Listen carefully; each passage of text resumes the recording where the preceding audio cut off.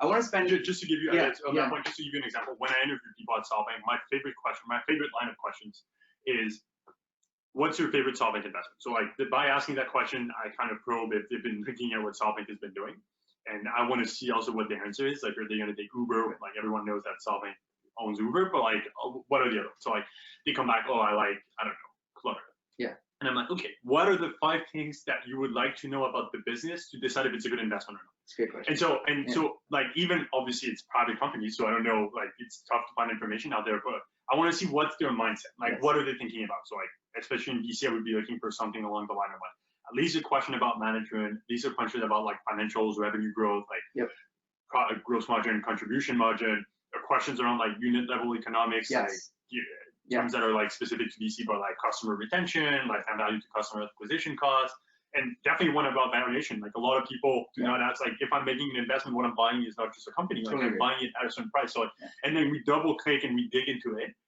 And then it allows me to like check if they did their work on SoftBank and check if like, how do they think as an investor? That is a great answer, because I think that's a great point.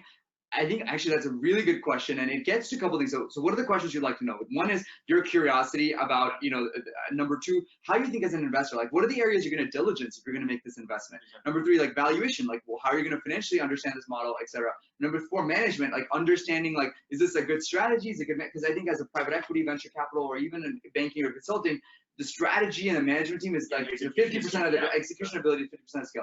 I think that's great. I think just being prepared, and the way you can prepare for those things is just understanding business models and critically thinking about them. I think personal trading or not, critically thinking about what makes things. And a lot of the folks in this room are in investment groups, etc. But I think continuing to challenge yourself in that environment really is great. And by the way, if that's something that doesn't interest you, then maybe like private equity or venture capital is not for you. Like you're able to test out. And like, there are a lot of amazing jobs out there. Like it's not, you can decide. Like I remember when I was in school and discussing with friends, like how can you decide if it's the right job for you or not? Well, test it out. Like you can do it on your own to a certain extent, and then you realize if it's for you. I agree with you. I think internships, school year internships, or just understanding and talking to people what they do is a great way to figure out if it's for you or not.